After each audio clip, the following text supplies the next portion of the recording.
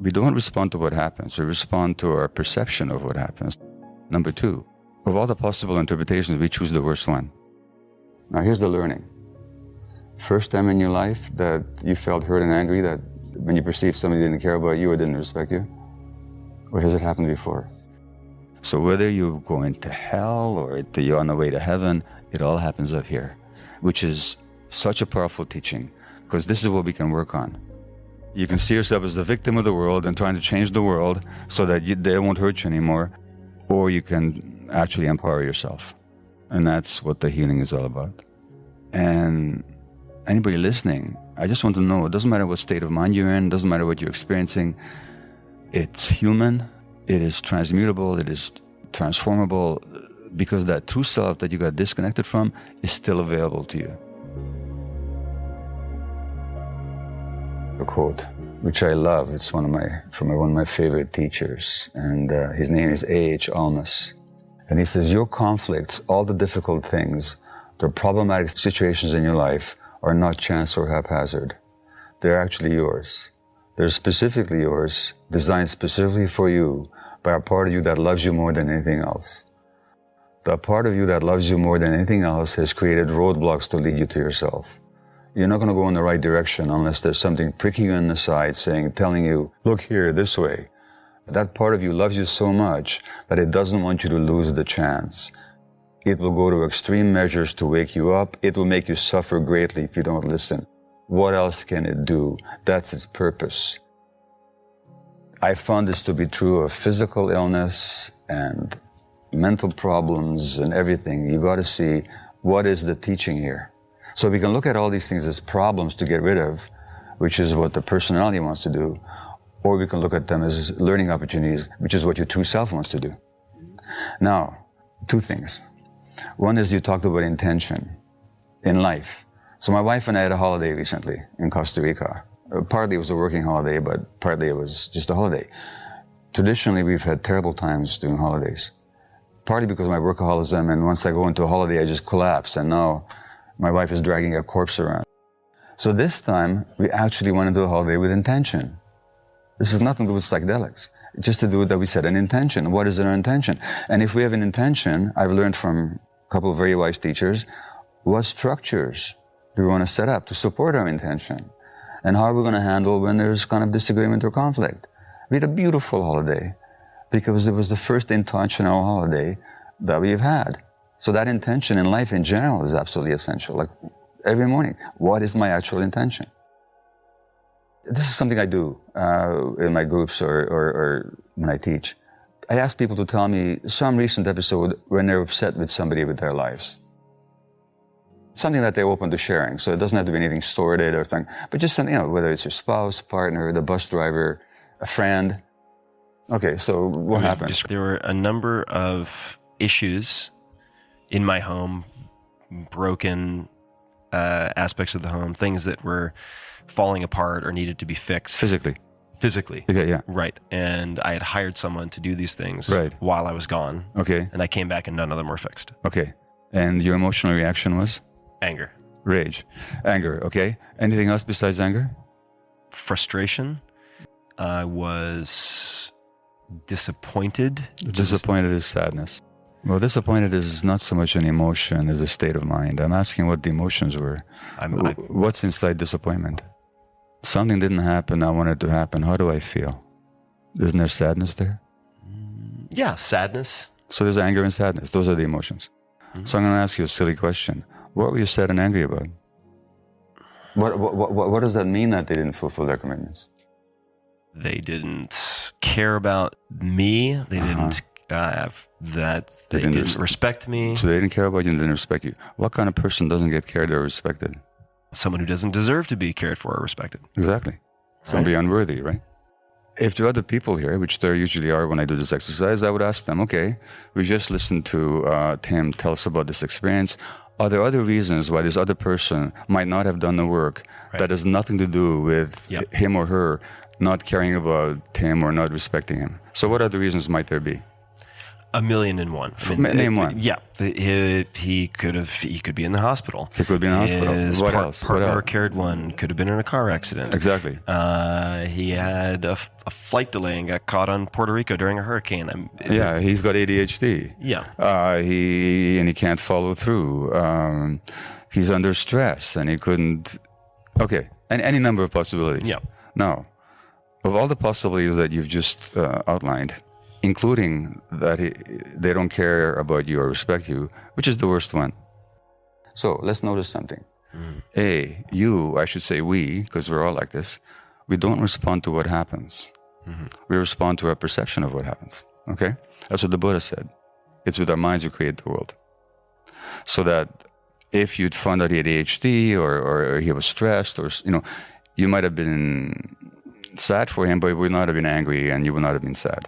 So, first of all, we don't respond to what happens. We respond to our perception of what happens, to our interpretation of what happens. Number one. Number two, of all the possible interpretations, we choose the worst one. Thirdly, what I just said isn't true. We didn't choose it. It's not like you went through all these possibilities and you said... It wasn't multiple choice I chose. You didn't do that. Your brain jumped there automatically, right? Well, the question is why? Yeah. Now, here's the learning. First time in your life that you felt hurt and angry, that when you perceived somebody didn't care about you or didn't respect you? Or has it happened before? And most people I talk to, it goes back way back into childhood. And that's what trauma is. We don't respond to the present moment.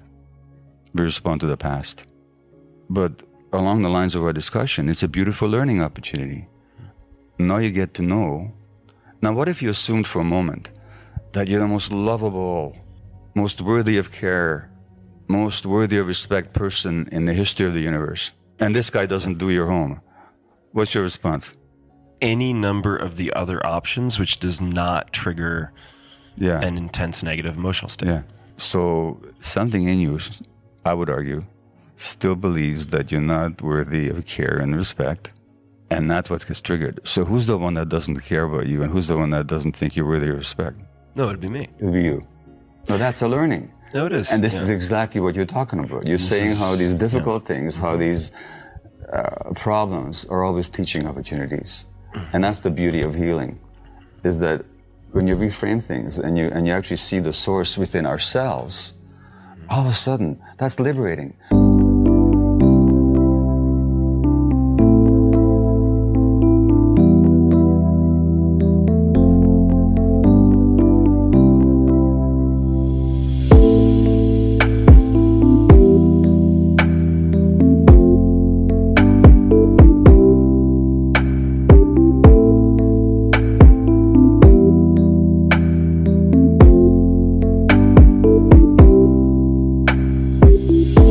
Because guess what? If you're feeling that way because this guy did this or didn't do that, that makes you a victim. But if you see that you're the source, now you're powerful. So whether you're going to hell or you're on the way to heaven, it all happens up here, which is such a powerful teaching, because this is what we can work on. You know, if we're victims of the world, Ramana Maharshi, who's a great Indian guru, he said something like, if your foot hurts when you walk outside, you can do two things. One is to wrap the whole world in burlap, or you can get a pair of shoes. You can see yourself as the victim of the world and trying to change the world so that they won't hurt you anymore, or you can actually empower yourself. And that's what the healing is all about. And anybody listening, I just want to know, it doesn't matter what state of mind you're in, it doesn't matter what you're experiencing, it's human, it is transmutable, it is transformable, because that true self that you got disconnected from is still available to you. So it's not a question of just talking about what happened in the past. It's a question of how do we reconnect to ourselves. And what you're describing about your own state, if I can put it in one sentence, you'd probably agree with me that you're probably much more connected to yourself than you used to be. 100%. Yeah. 100%. That's the prerequisite. I mean, that's why I feel the way I described. Exactly. I hope people will listen to this interview in a very personal sense, and that the discussion with you will help people look at themselves in maybe a new way. So rather than self-judgment about stuff that went wrong or they did to themselves or others, they get curious. What made me do that? They get curious compassionately, because we are all born innocent, and we're all born just wanting to be loving and loved. And then something happens, and then it's a hard road back. But I hope that this conversation helps people reconnect with that path, or encourage them to continue on it. And then secondly, not to see it as an individual issue.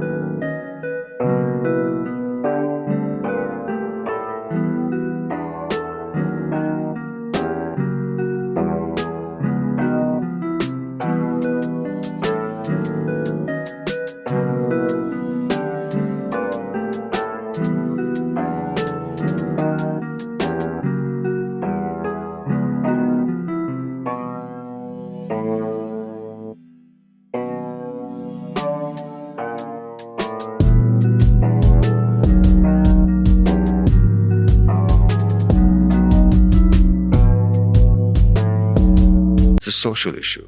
We live in a society that really does disconnect people. And so it's not just an individual problem or an individual family problem. It's multi-generational. We never even talked about the multi-generational nature of trauma, what it is. We pass this on from one generation to the next, not because we intend to, but because we can't help it. So it needs to be looked at in deep over the generations and broadly as the function of a whole society. So that the Buddha said that without the many, there cannot be the one. Without the one, there cannot be the many. And he talked about the interconnected core rising of phenomena. So we are social creatures. Our brains are wired together. So whatever you're dealing with, you have to look at not just the individual internal environment, but also the broader social and cultural environment of which you're one particular manifestation.